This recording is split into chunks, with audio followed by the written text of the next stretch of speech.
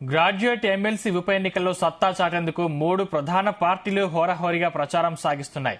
Khammam, Nalgonda, Warangal graduate MLC bypoll ఈ నెల 27న జరగనుండగా 25తో ప్రచారం ముగియనుంది. గెలుపును 3 పార్టీలు ప్రతిష్టాత్మకంగా తీసుకున్నాయి. విద్యావంతులు, బుద్ధిజీవుల్లో తమకు పట్టు ఉందని నిరూపించుకునేందుకు పార్టీలు పోటీ పడనున్నాయి. ఈ క్రమంలో 3 పార్టీల నేతలు ప్రత్యర్థులపై చేస్తున్న విమర్శలు, ప్రతి విమర్శలతో రాజకీయాలు వేడెక్కుతున్నాయి. ఎమ్మెల్సీగా ఉన్న పల్లె రాజేశ్వరరెడ్డి జనగామ నుంచి బీఆర్ఎస్ ఎమ్మెల్యేగా గెలవడంతో ఈ ఉప ఎన్నిక జరుగుతుంది. ఈ నెల 13న పార్లమెంట్ ఎన్నికలు పూర్తి కావడంతో రాష్ట్రంలోని ప్రధాన పార్టీలన్నీ 27న జరిగే ఎమ్మెల్సీ ఎన్నికలపై దృష్టి పెట్టాయి. కాంగ్రెస్ తరపున చింతపండు నవీన్ అలియాస్ తీన్మార్ మల్లన్న, బీజేపీ నుంచి ఆ పార్టీ రాష్ట్ర ప్రధాన కార్యదర్శి ప్రేమేందర్ రెడ్డి, బీఆర్ఎస్ నుంచి రాకేష్ రెడ్డి పోటీ పడనున్నారు.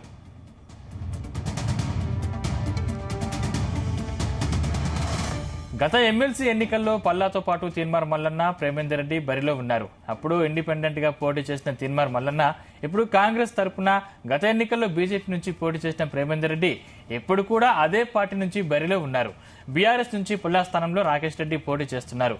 పలువురు విద్యావేత్తలు ఇండిపెండెంట్లుగా బరిలో నిలిచినా ప్రధానంగా 3 పార్టీల అభ్యర్థుల నడుమే త్రిముఖ పోటీ కొనసాగే అవకాశం కనిపిస్తోంది.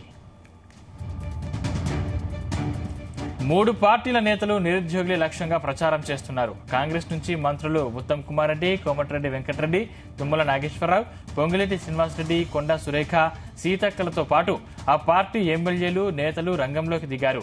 ఉద్యోగులు, నిరుద్యోగులు, గ్రాడ్యుయేట్లతో ప్రత్యేకంగా సమావేశాలు ఏర్పాటు చేసి కాంగ్రెస్ ను గెలిపించాలని కోరుతున్నారు. నిరుద్యోగుల జీవితాలతో బీఆర్ఎస్ ఆడుకుంటుందని, ఎన్నికల ముందు అరకొర నోటిఫికేషన్లు వేసి పేపర్ లీకేజీలతో ఆగం చేసిందని గుర్తు చేస్తున్నారు.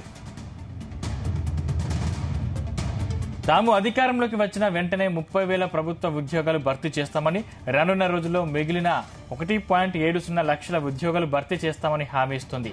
ఉద్యోగులకు సైతం ప్రతి నెల 1వ తారీఖునే జీతాలు ఇస్తున్నామని చెప్తూ ఓట్లు అడుగుతోంది. అటు ఈ ఎమ్మెల్సీని కాంగ్రెస్ ఖాతాలో వేసేందుకు సీఎం రేవంత్ స్పెషల్ ఫోకస్ పెట్టారు.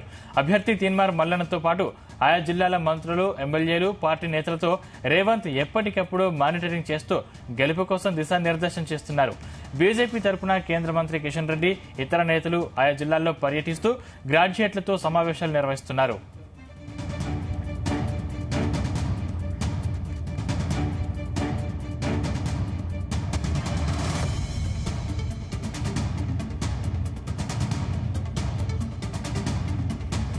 లోక్సభ ఎన్నికల్లో మోదీని ఆదరిస్తున్నట్లే ఈ ఎన్నికల్లో కూడా కమలానికి ఓట్లు వేయాలని కోరుతున్నారు. నిరుద్యోగులను, ఉద్యోగులను 2 పార్టీలు మోసగించాయని చెబుతున్నారు. ఇక బీఆర్ఎస్ సిట్టింగ్ సీట్ను తిరిగి దక్కించుకునేందుకు ఆ పార్టీ తరపున మాజీ మంత్రులు కేటీఆర్, హరీష్ రావు రంగంలోకి దిగారు.